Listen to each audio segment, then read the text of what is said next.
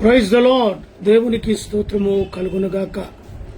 మరొక సాయంకాల వేళలో ప్రభు నామాన్ని బట్టి ఆయన సన్నిధిలో చేరి స్తుతించుటకు, దేవుని సన్నిధిలో మరి ప్రార్థించుటకు ఇచ్చిన సమయాన్ని బట్టి దేవాతి దేవునికి వందనాలు, కృతజ్ఞతాస్తుతులు చెల్లిస్తూ ఉన్నాను. ప్రార్థన చేసుకో. ప్రేమ నమ్మకం గల ప్రియ పరలోకపు తండ్రి, కొన్ని నిమిషాలు అయా నీ సన్నిధిలో గడపటానికి ఇచ్చిన సమయాన్ని బట్టి స్తోత్రాలు. మాతో పాటు లైవ్లో పాల్పొందుతున్న ప్రతి బిడ్డలు దీవించండి, ఆశీర్వదించండి. మమ్మను మా కుటుంబాన్ని జ్ఞాపకం చేసుకోమని ఈ యొక్క కోడిక ఆది నుంచి అంతం వరకు మీరు మా మధ్యలో ఉండి జరిగించి ఘనత, మహిమ, ప్రభావాలు పొందుకోగలరని యేసు నామములో అడిగి వేడుకుంటున్నాను తండ్రి. ఆమేన్. హల్లెలూయా, హల్లెలూయా. ఈ పాట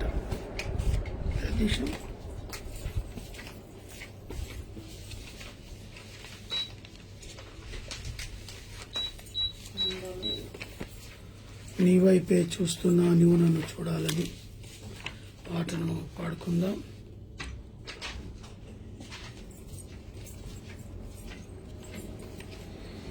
నీ వైపే చూస్తున్నా,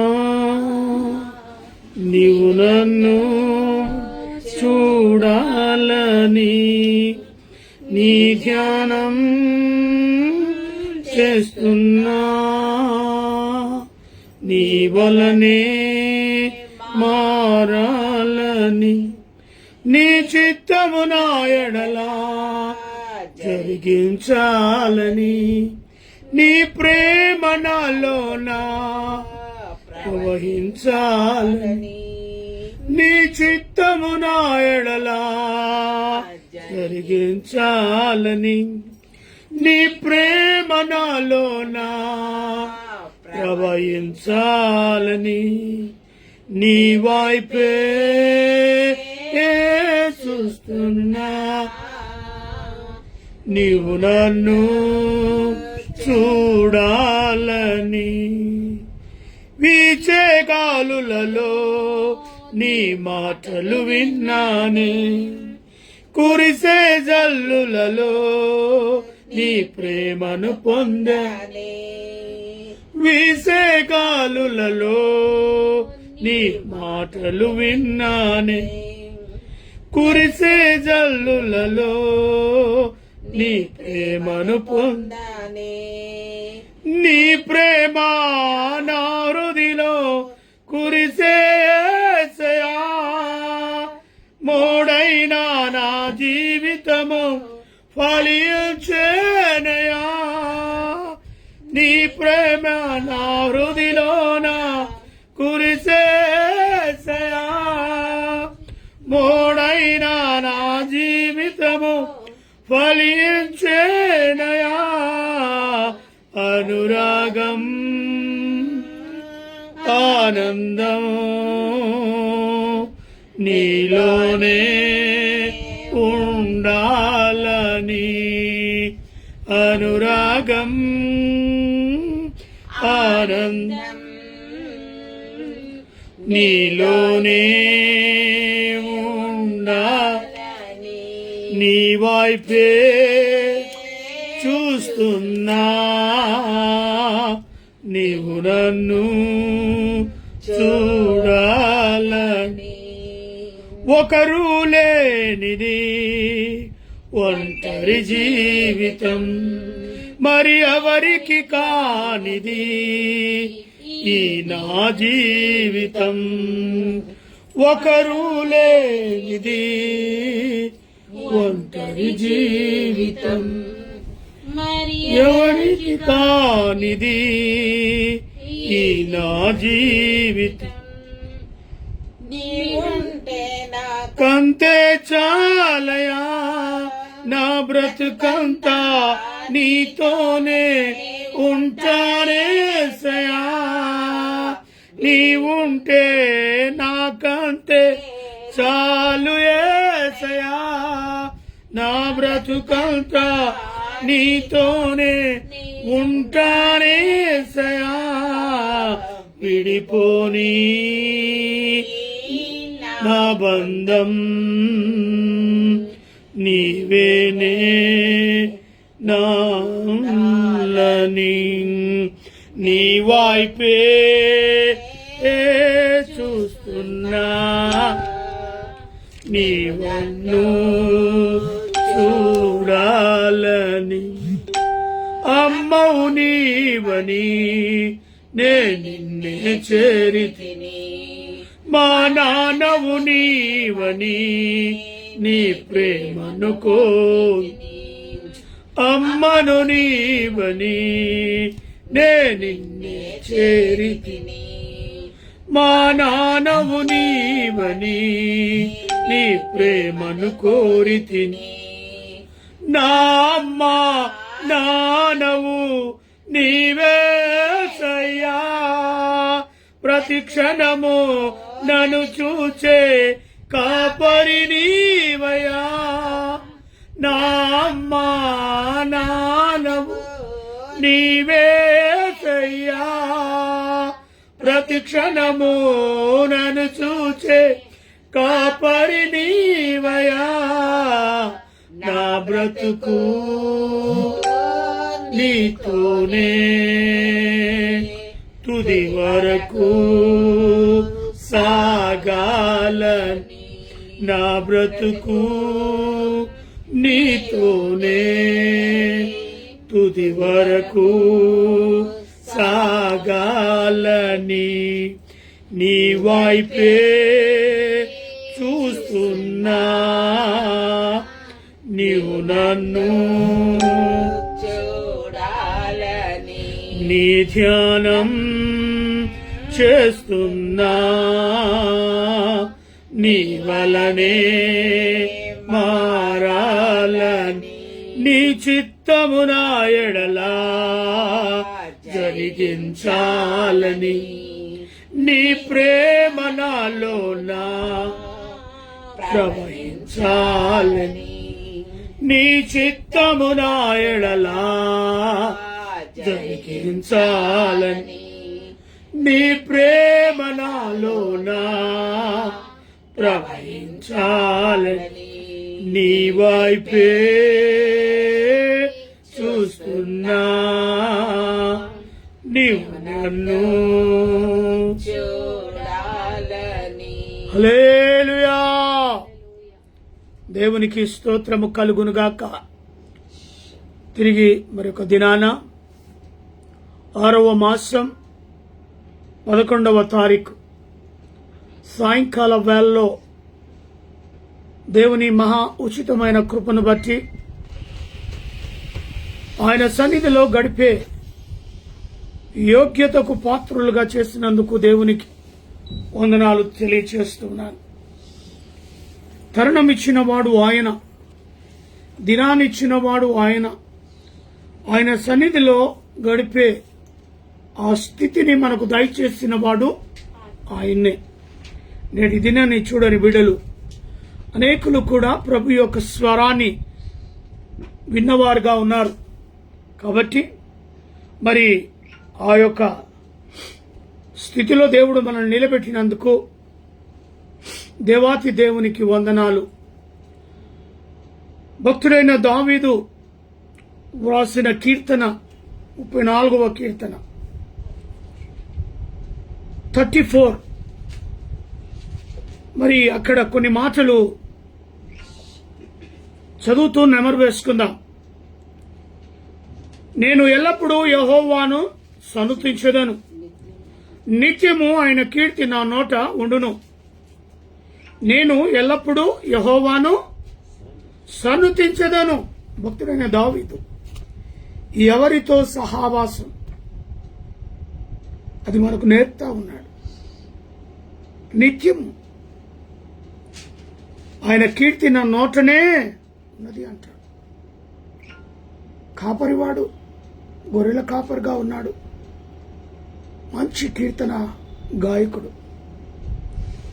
ఎప్పుడు సమయము దొరికినప్పుడంతా తన నోటుతో దేవుని స్తుతిస్తున్న వ్యక్తి. గాన ప్రతిగానాలతో తనకొచ్చిన టాలెంట్, తనకున్న వాయిద్యాలనే దాన్ని అలుముకొని అట్టి వాయిద్యాల ద్వారా కీర్తన గానాలతో దేవుని మహింపరిచేవాడు.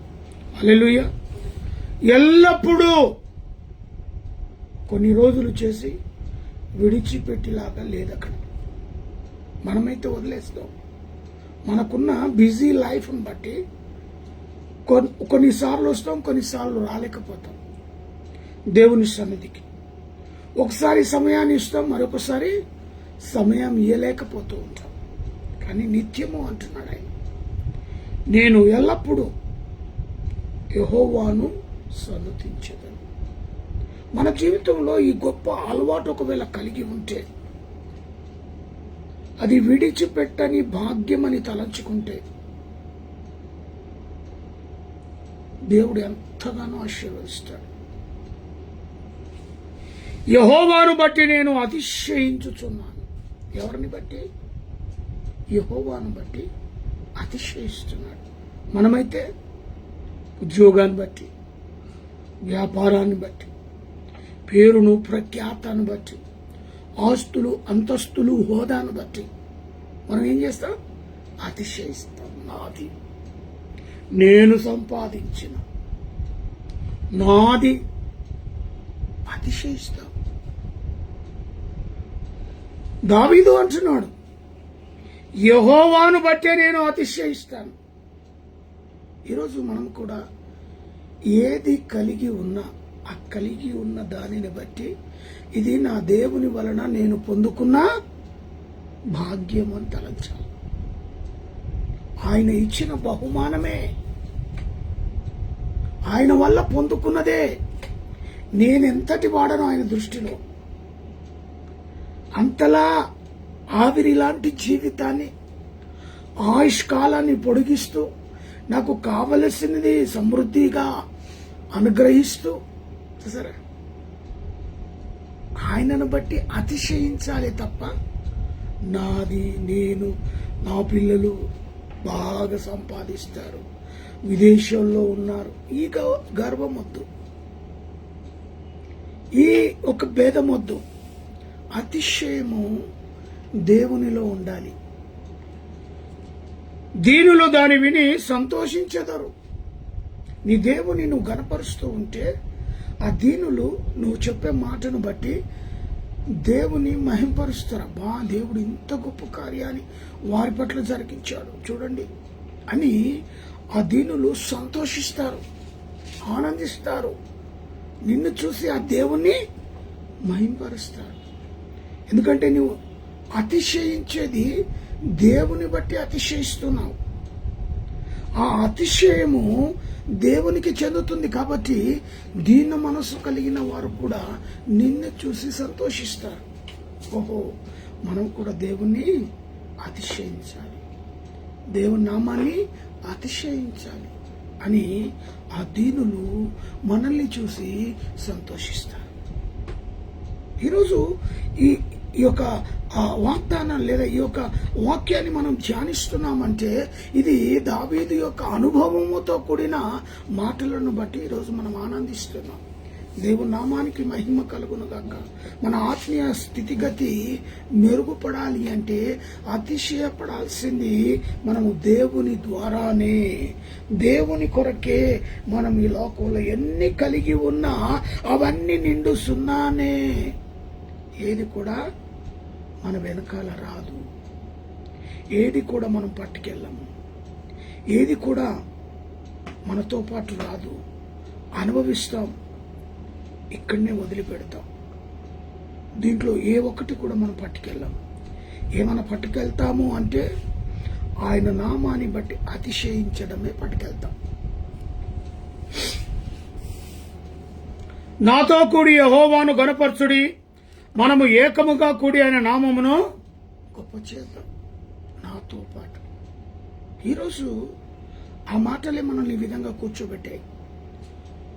ఆయన దేవునితో గడిపిన సహవాసాన్ని బట్టే ఈరోజు మనము కూడా ఆన్లైన్ ద్వారా ఒకటయ్యాం ఆయన నామాన్ని గణపరచడానికి. అందుకే నాతో కూడి యెహోవాను గణపరచుడి. సమయం దొరకదు అని చెప్పకు మిత్రమా, సమయం దేవుణ్ణి అడుగిస్తాడు. నువ్వు ఎక్కడున్నా ఆన్లైన్ ఓపెన్ చేసి ఫేస్బుక్లో ఈ వర్తమానంలో నువ్వు పాలు పంపులు పొందితే చాలు మనం ఆయనను స్తుతించినట్టే. ఆయన కొరకు సమయాన్ని కేటాయిస్తే చాలు. నాతో కూడి యెహోవాను నువ్వు ఎక్కడున్నా ఆన్లైన్లో ఆయనను గణపరిస్తే చాలు. మనం ఏకముగా కూడి ఆయన నామమును గొప్ప చేద్దాం. భక్తుడు సెలవిస్తూ ఉన్నాడు. నేను యెహోవా వద్ద విచారణ చేయగా ఆయన నాకు ఉత్తరం ఇచ్చాను. నాకు కలిగి ఉన్న భయములన్నిటిలో నుండి ఆయన నన్ను తప్పించి. ఎవరితో విచారణ? లోకనాథులతో విచారణ. లోకస్తులు నీకు వచ్చే అవసరాన్ని బట్టి ముఖాన్ని చాటేస్తారేమో, కానీ నా దేవుడు నేను స్తుతిస్తూ ఆరాధిస్తున్న, నేను గణపరుస్తున్న నా దేవుడు ఎన్నడూ ముఖాన్ని చాటేయడు. నీ రక్త సంబంధమే నీ ముఖాన్ని చాటేసి ఉండి కూడా లేడు అని అబద్ధం చెప్పేవాళ్ళు ఉన్నారేమో, కానీ నా దేవుడు ముఖం చాటేసే దేవుడు కాడు. కానీ మనం ఏం చేస్తాం? మొదట మానవుల ప్రయత్నం చూడడానికి పరిగెత్తుతాం. ఈ మూలలో నాకొకడు తెలుసు, ఆ మూలలో నాకొకడు తెలుసు, అక్కడ నా రక్త సంబంధి, ఇక్కడ నా స్నేహితుడని మొదట ప్లాన్ లోకనాథుల వైపు వేస్తూ ఉంటాం. సక్సెస్లో ఫెయిల్ అయిపోతాం. ఆ తర్వాత జ్ఞాపకం వస్తాడు. ఆ తర్వాత దేవుని సన్నిధి జ్ఞాపకం వస్తుంది. మొదటనే యెహోవా యొద్ద విచారణ నువ్వు చేసినట్లయితే, యెహోవా వద్ద నీ సమస్యను అక్కడ తెలియపరిచి ఆయన సన్నిధిలో నువ్వు ప్రార్థన చేసినట్లయితే దానికి సమాధానం అక్కడనే నువ్వు పొందుకుంటావు. ఆ విషయాన్ని మరిచిపోయి లోకనాథుల వైపు ఎవరో ఏమో చేస్తారని కదా పరుగునెడుతావు. మొదట ప్రయత్నం దేవుని యొక్క సన్నిధిలో విచారణ చేయగా ఆయన నాకు ఉత్తరం ఇచ్చాను. ఎంత అద్భుతం చూడండి. ఆ రహస్యాన్ని మనకు బయలుపరిచాడు భక్తుడైన దావీదు. ఎవరితో నీ విచారణ, ఎవరితో నువ్వు స్నేహం, ఎవరికి నీ ప్రాబ్లంను తెలియపరచాలి, ఎవరు వింటారు అనే విషయాన్ని క్షుణ్ణంగా మనతో మాట్లాడుతున్నాడు. ఎందుకంటే ఈ ఒక అనుభవము ఆయన కలిగింది కాబట్టి ఆ అనుభవముతో కూడిన వర్తమానాన్నే మనకి ఇక్కడ తెలియపరుస్తున్నాడు. అట్టి అనుభవంలో ఆయన ఉన్నాడు. ఏ విచారణకైనా నాకు సమాధానం రావాలంటే నేను దేవుని సన్నిధిలో మొరపెట్టాలి. మొదట నా విజ్ఞాపన ఆయనకు తెలియపరచాలి అనే భావనలో ఆయన ఉన్నాడు. అది పొందుకున్నాడు. ఆ మాటలే ఇక్కడ లిఖించి, నేను యెహోవా వద్ద విచారణ చేయగా ఆయన నాకు ఉత్తరం ఇచ్చెను. నాకు కలిగి ఉన్న భయములన్నిటిలో నుండి ఆయన నన్ను తప్పించెను. భయము మనిషిని ఆవరించినప్పుడు నిలబడలేడు, కూర్చోలేడు, పండుకోలేడు, ఉద్యోగం సరిగ్గా చేయలేడు, ప్రయాణం సరిగ్గా చేయలేడు. ఆ భయము నిన్ను కృంగదీస్తుంది. ఆ భయము నిన్ను వెంటాడుతుంది. ఆ భయము నీ స్థితిగతిని మారుస్తుంది. ఆ భయము నిన్ను నిస్పృహలోనికి తీసుకుని వెళ్తుంది. చేతగాని వానిలా ఆ భయాన్ని నిన్ను సృష్టిస్తుంది. అందుకే దేవుడు అంటాడు, భయపడకు, భయవద్దు. ప్రభువైన యేసు పునరుత్థానుడైన తర్వాత మేడగది మీద తన శిష్యులు యూదులకు భయపడే ఒక చోట్ల ఉన్నప్పుడు యేసుప్రభు సరాసరిగా వేసిన డోరు వేసినట్టుగానే ఉంది, కానీ వారి మధ్య వచ్చి నిలబడ్డారు. అప్పుడు శిష్యులకు ఏమైంది? భయం. వారు భయపడ్డారు కనుక ఆ భయాన్ని తొలగించడానికి ప్రభు అయిన యేసు వారి మధ్యలోనికి వచ్చాడు. మొదటగా ఆయన చెప్పే మాట ఏంటో తెలుసా? భయపడకుడి. ఏట భయపడకు. అదే విషయాన్ని భక్తుడైన దావీదు అంటాడు, నాకు కలిగిన భయములన్నిటిలో నుండి కొన్ని కాదు అనేకమైన భయములు ఆయనను పట్టి పీడించాయి. అన్నిటిలో నుండి ఆయన నన్ను తప్పించి ఉన్నాడు. అలాంటి భయాలు ఎన్ని ఉన్నా కూడా దేవుని సన్నిధిలో నువ్వు గడిపితే ఆ భయం పటాపాంచలైపోతుంది. నీలో నుంచి ఒక శాంతి, సమాధానం, సంతోషం నిన్ను వెంబడిస్తూ ఉంటాయి. తెలియకుండానే నీ ముఖ కాంతిలో ఓ చక్కటి అనుభవంతో కూడిన చిరునవ్వు ఉంటుంది. అప్పుడు అంటారు, ఏంటి నీ ముఖంలో ఇంత తేజస్సు, చక్కగా చిరునవ్వుతో, ఏ ప్రాబ్లమ్స్ లేనట్టు, ఏ భయం లేనట్టు, ఏంటి ఆ నవ్వుకు కారణం అని అడుగుతారు. అది దేవుడిచ్చే ఆ సంతోషంలోనే ఉంటే, ఆ సమాధానంలోనే ఉంటే ఎల్లప్పుడూ చిరునవ్వుతోనే ఉంటావు, ఏ భయము లేకుండా. అందుకే దేవుని సన్నిధిలోనూ గడపడం, ఆయనతో సహవాసం చేయడం, నీ ప్రాబ్లమ్స్ విచారణ దేవుని యందు గడపడం. అయా, ఈ పరిస్థితిలో నాకు ఈ విడుదల కావాలి, ఈ అప్పులు, ఈ అనారోగ్యం, ఈ ఆర్థిక ఇబ్బందులు, ఇదిగో రేపటి నుంచి పిల్లలు తిరిగి స్కూల్లో జాయిన్ అవుతా ఉన్నారు, ఫీజులు లేవు, ఫీజులు కట్టాలి, యూనిఫామ్లు కొనాలి, బుక్స్ కొనాలి, షూజులు కొనాలి, పిల్లలకు కావలసిన సమస్తమైన మెటీరియల్ కొనాలి, ఆర్థిక ఇబ్బందుల్లో ఉన్నాను, జీతం సరిగా రాలేదు, ఎవరిని అడగాలి, ఎక్కడ పోవాలి? ఎక్కడికి వెళ్ళకు. నీ స్థితిగతిని మార్చేవాడు దేవుడు. నువ్వు ఉన్న స్థితిలోని మోకరించి నీ విచారణ ఆయనకు తెలియపరచు, నీ ప్రాబ్లమ్స్ ఆయనకు తెలియపరచు. సహాయకారులను దేవుడు ఏర్పాటు చేస్తాడు. భయపడమాకు, చింతించమాకు. ఆ యొక్క సమయాని కొరకై వేచి చూస్తూ ప్రార్థనలో గడుపు. అప్పుడు నీకు కావలసిన భయములన్నిటిలో నుండి ఆయన నిన్ను నడిపిస్తాడు. ఆ భయమే, ఎట్లాగూ తెల్లారితే పిల్లల్ని స్కూల్కి పంపాలి, భయం. తల్లిదండ్రులు ఫీజులు కట్టాలి, యూనిఫామ్, బుక్స్ కొనాలి, బ్యాగులు కొనాలి, ఎంతో ఖర్చుతో కూడిన పని. నేటి దినాన గవర్నమెంట్ తీసుకున్న నిర్ణయం చాలా చక్కగా ఉంది. ఒకప్పుడు మా చిన్నతనంలో గవర్నమెంట్ స్కూల్లో అంత లేదు.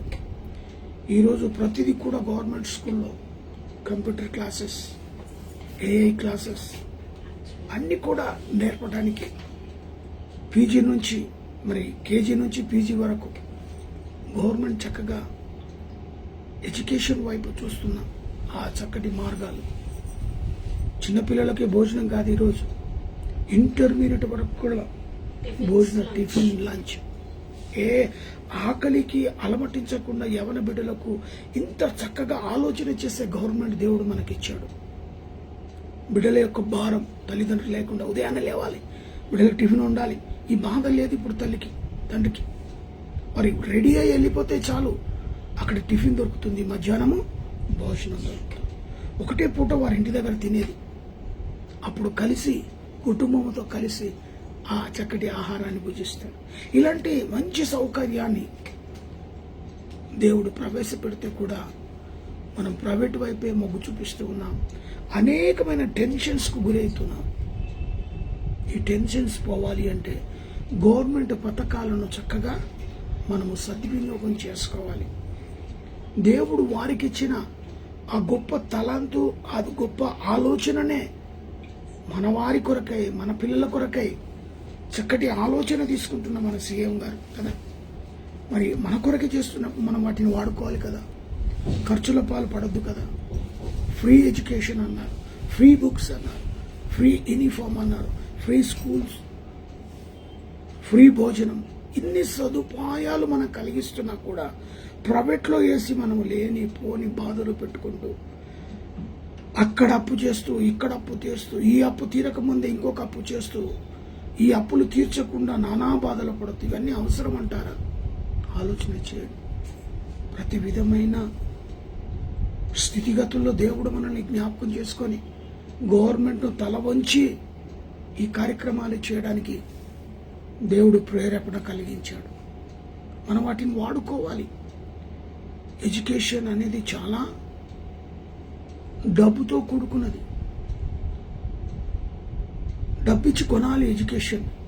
అలాంటిదే మనకు ఫ్రీ గవర్నమెంట్ ఇస్తుంటే దాన్ని ఎందుకు మనం వాడుకోకూడదు? ప్రియమైన దేవుని బిడ్డలారా, నాకు కలిగిన భయములు అన్నిటిలో నుండి ఆయన తప్పించును. ఈ భయాలు పోవాలి అంటే మనం వాడుకోవాలి వాటిని. 5వది, వారు ఆయన తట్టు చూడగా వారికి వెలుగు కలిగెను, వారి ముఖములు ఎన్నడూ కూడా లజ్జింపకపోయాను. వారు ఆయన తట్టు చూసినప్పుడు వారి ముఖాలు వెలుగు వలె ప్రకాశించింది.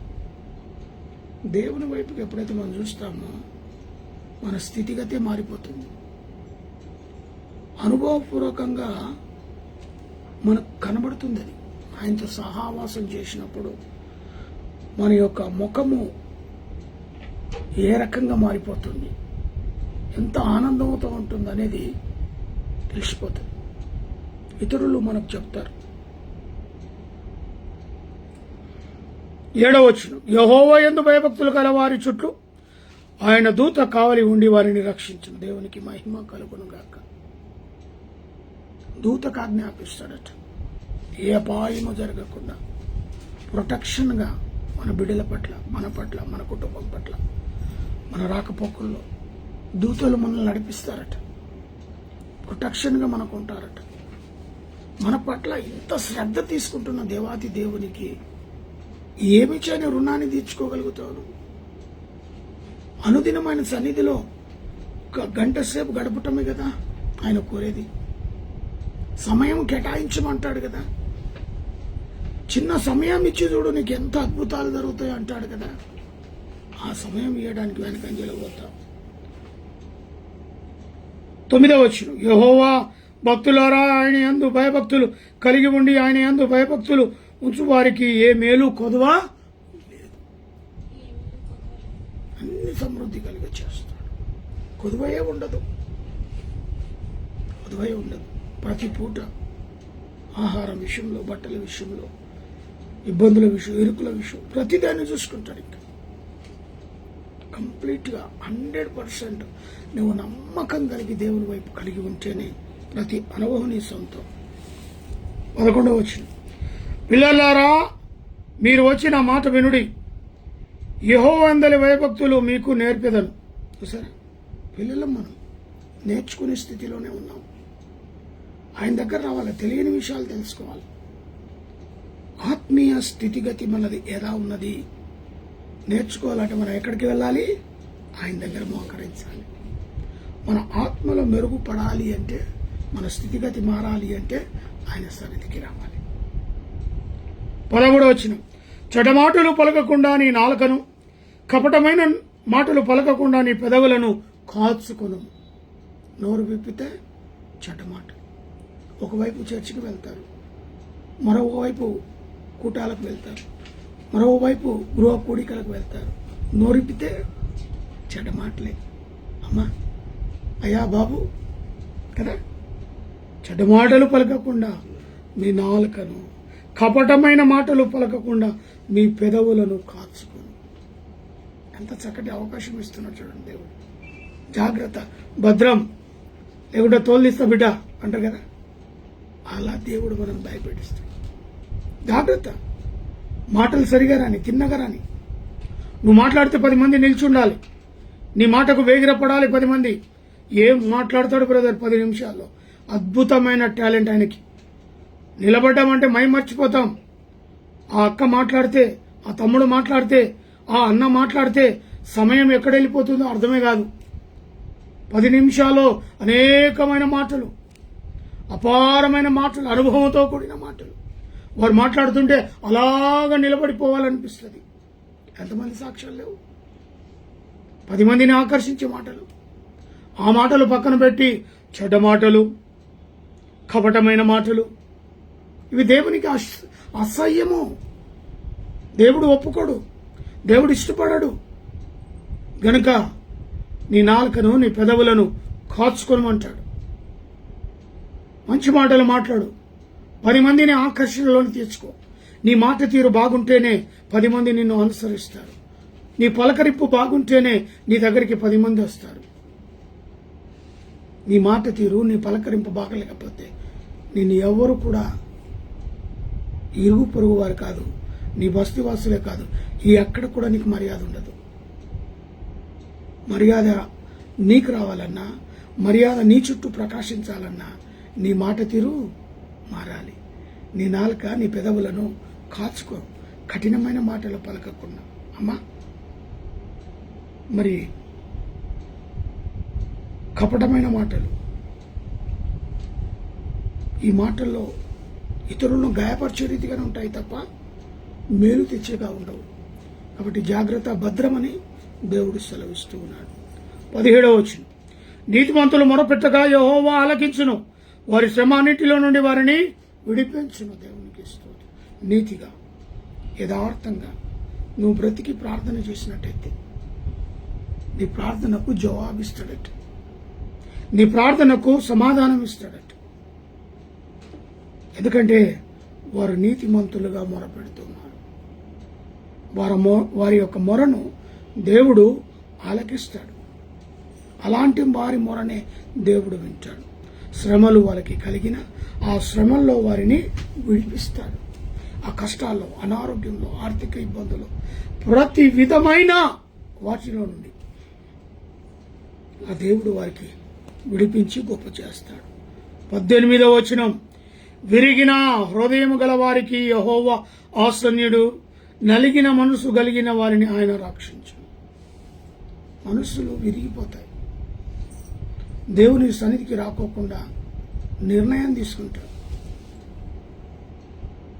అలాంటి వారిని దేవుడు అంటాడు, నలిగిన హృదయం గల వారిని ఆయన రక్షిస్తానంటాడు. ఉంటాయి ఈ శ్రమల్లో, కష్టాల్లో దూరమైపోతాం. అలాంటి సమయాల్లోనే దేవుడు మనల్ని రక్షించి ఆయన సన్నిధికి చేరదీస్తాడట. ఆ నమ్మకం మనలో ఉండాలి.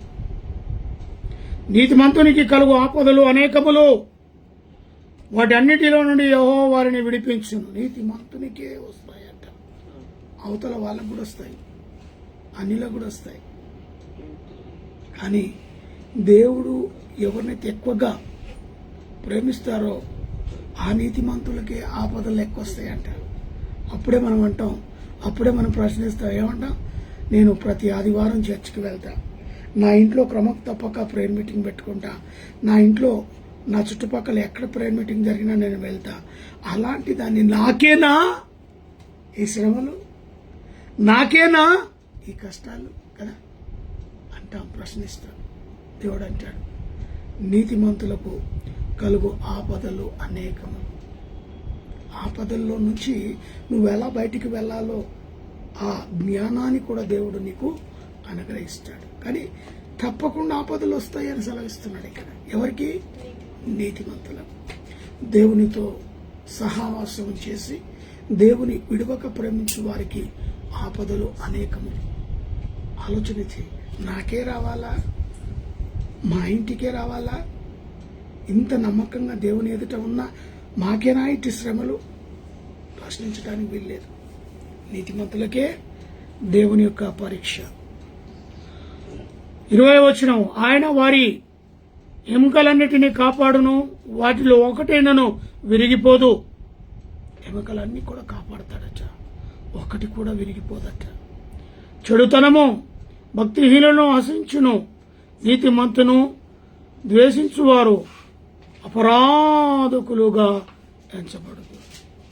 యెహోవా తన సేవకుల ప్రాణాలను విమోచించును, ఆయన శరణు వచ్చిన వారిలో ఎవరును అపరాధులుగా ఎంచబడారు. ఇది దేవుని మాట. కష్టం వచ్చిన దేవుడు చూసుకుంటా ఉండడు, విడిచిపెట్టాడు.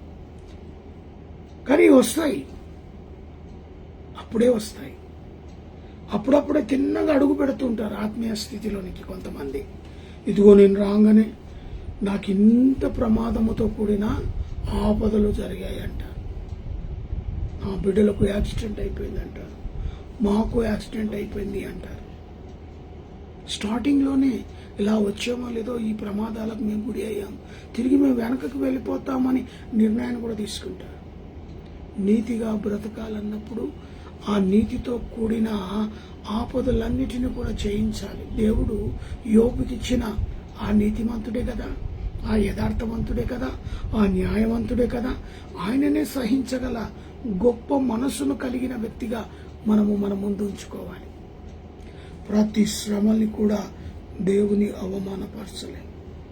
ప్రతి దుఃఖాన్ని కూడా, చివరికి తన భార్య వచ్చి ఆయనను వేధించినప్పటికీ కూడా, తన స్నేహితులు వచ్చి ఎప్పుడు కూడా నోరు తెరిచి దేవా నువ్వు నాకెందుకు ఈ విధంగా చేశావు అని ప్రశ్న సహించలే. అలాంటి భక్తి భావము మరి వస్తాయి. వాటి యందు నిలకడగా విరిగిన హృదయం గల వారిని యెహోవా ఆసన్యుడు. ఏ విషయంలోనూ విరిగిపోయినా దేవుడు నీకు సమీపంగా ఉంటాడు. ఆ పని అంతా కూడా జరిగే స్థితిలోనికి ఆయన నేను తీసుకుని వెళ్తాడు.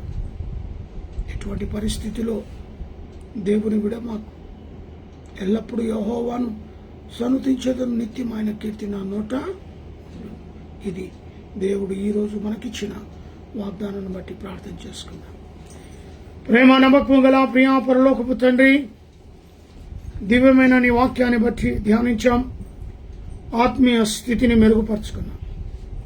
మాకేనా ఈ శ్రమలు, మాకేనా ఈ కష్టాలు అన్నదానికి సమాధానం మీరు ఇచ్చారు.